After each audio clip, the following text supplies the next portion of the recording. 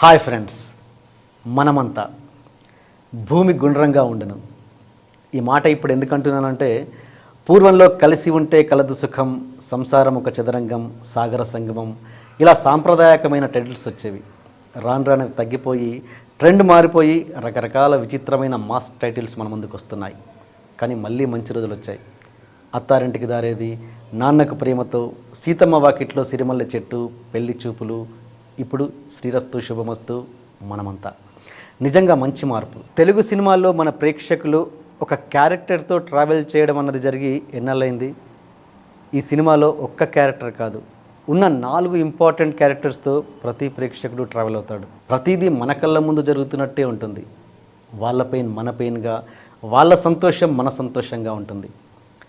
మనం నవ్వుకోవడానికి యూట్యూబ్లో ఓపెన్ చేస్తే బోలెడు వీడియోస్ దొరుకుతాయి. కానీ ఏడ్చి గుండె బరువు దించుకోవడానికి కొన్ని సినిమాలే దొరుకుతాయి. మనస్ఫూర్తిగా ఏడవడం అన్నది ఒక గొప్ప ఎక్స్ప్రెషన్. ఆ ఎక్స్ప్రెషన్ని తనివి తీరా అనుభవించే అవకాశాన్ని కలిగించిన సినిమా ఈ మనమంతా. సినిమాలో బాగున్న విషయాల గురించి మాట్లాడుకుంటే, బస్తీ గుడిసెల్లో ఉన్న ఒక చిన్న పిల్లోడికి ఉన్న 3 చక్రాల సైకిల్ని తొక్కే ఆశని, ఆ ఆశని తీర్చడానికి స్కూల్ పాప హృదయంతో చేసే ప్రయత్నాన్ని దర్శకుడు చిత్రీకరించిన తీరు అద్భుతం. గోల్డ్ షాప్లో గౌతమి రింగ్ దొంగతనం చేసింది అని అనుమానపడే సీన్ బాగా తీశారు. హర్షవర్ధన్ కూతురిగా చేసిన పాప మోహన్ లాల్కి ఫోన్ చేయడం, ఆ పాపతో మోహన్ లాల్ హర్షవర్ధన్ని వెతుకుతూ బార్కి వెళ్ళడం, అక్కడ మోహన్ లాల్ పాపని నమ్మించడం మంచి ఎమోషన్ క్యారీ అయింది. ఒక సందర్భంలో తాము వెతుకుతున్న బాబు గురించి పోలీస్ స్టేషన్ వెళ్ళినప్పుడు అక్కడి పోలీస్ ఒక డెడ్ బాడీ ఫోటో చూపించి, ఆ బాబేనా ఒకసారి చూడండి అని పాపకి ఫోటో ఇచ్చినప్పుడు ఆ పాప ఆ ఫోటోని తీసుకొని భయంతో దూరంగా పరిగెత్తుకెళ్ళి ఏడ్చి ఆ ఫోటోని చూడకుండానే ఈ బాబు కాదు అని ఆ ఫోటోని పోలీస్కి తిరిగి ఇచ్చేయడం అన్నది వండర్ఫుల్ ఎక్స్ప్రెషన్. గౌతమి సింగపూర్ వెళ్ళేటప్పుడు తన కూతురికి కొడుక్కి లెటర్ రాయడం చాలా టచ్చింగ్గా ఉంటుంది.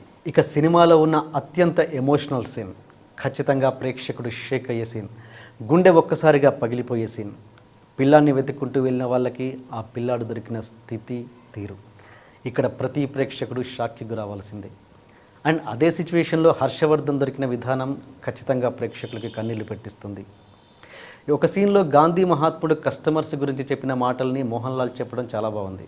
కానీ దాన్ని ఇంగ్లీష్లో కాకుండా తెలుగులో చెప్పి ఉంటే ఇంకా బాగుండేది అనిపించింది.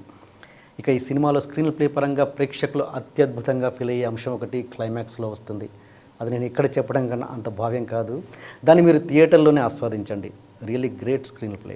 ఇక ఈ సినిమాలో కామెడీ విషయానికి వస్తే, హీరోయిన్ మొబైల్ ఒక దొంగ ఎత్తుకెళితే హీరో ట్రాక్ చేసి పట్టుకునే సీన్ బాగా తీశారు. తెలుగు మాస్టర్ అయిన వెన్నెల కిషోర్ ఇంగ్లీష్ ఎక్కువగా మాట్లాడడం, తెలుగుని విచిత్రంగా మాట్లాడడం బాగుంది. సినిమా ముందు రాజీవ్ కనకాల, సుమా కనకాలకి కృతజ్ఞతలు ఎందుకు వేశారో అర్థం కాలేదు. అండ్ ఈ సినిమాలో బాగా లేవు అనిపించిన విషయానికి వస్తే, తారకరత్న ఈ సినిమాలో ఎందుకు గెస్ట్ అపీరియన్స్ చేశాడో అర్థం కాదు. ఇంత న్యాచురల్గా తీసిన ఈ సినిమాలో చంద్రశేఖర్ రిలేటివ్ ఒక గ్రూప్ సాంగ్ పెట్టి ఆ ఫీల్ని చెడగొట్టాడేమో అనిపించింది. మామూలుగా తెలుగు సినిమాల్లో తెలంగాణ యాసను విపరీతంగా ఖూనీ చేస్తుంటారు, కొన్ని సినిమాల్లో తప్పించి. కానీ ఒక సినిమా తీయడంలో ప్రతి చిన్న విషయంలో విపరీతమైన కేర్ తీసుకునే చంద్రశేఖర్ రిలేటివ్ లాంటి డైరెక్టర్స్ కూడా ఈ యాస విషయంలో ఏమాత్రం జాగ్రత్తలు తీసుకోకపోవడం అన్నది కొంచెం బాధను కలిగిస్తుంది. అయ్యప్ప పి శర్మ డిఫరెంట్గా ఉన్నాడు ఈ సినిమాలో, గెటప్ బాగుంది. కానీ అతని తెలంగాణ డబ్బింగ్ మాత్రం ఏమాత్రం బాగాలేదు. తెలంగాణ యాస పర్ఫెక్ట్గా ఉండి ఉంటే ఆ క్యారెక్టర్ ఇంకా బాగా పండేది. తెలంగాణ యాసతో ఉండే ఒక కూలీ ఆవిడ వత్తారేంటి అంటుంది, ఒగ్గేయండి అంటుంది, మళ్ళీ అప్పుడే గట్ల చెప్తారు అంటుంది. ఒక యాస విషయంలో చంద్రశేఖర్ రిలేటివ్ లాంటి గొప్ప దర్శకులు కూడా తప్పు చేయడం నిజంగా బాధాకరం. సినిమాలోని ఆర్టిస్టుల మేకోవర్ విషయంలో చాలా జాగ్రత్త వహించాడు డైరెక్టర్. కూలీవాడి దగ్గర నుంచి కోటీశ్వరుడైన గొల్లపూడి మారుతీరావు దాకా చాలా న్యాచురల్గా చూపించడం జరిగింది. కూలీవాడి బాబు మిస్ అవుతే ఆ బాబుని వెతుకుతూ ఆ కూలీ వాళ్ళని తీసుకొని పాప పబ్కి వెళ్ళినప్పుడు ఆ కూలీ జంట బెరుకుతనాన్ని డైరెక్టర్ అద్భుతంగా చూపించాడు. చిన్న చిన్న ఎమోషన్స్ని చాలా బాగా ప్రజెంట్ చేశారు. ఫైనల్గా సినిమా అయిపోయాక ఏ ఒక్క ప్రేక్షకుడు కూడా వాళ్ళ మొహం ఎవరికీ కనిపించకుండా దొంగచాటుగా తలలు దించుకోకుండా రావడం జరగదు.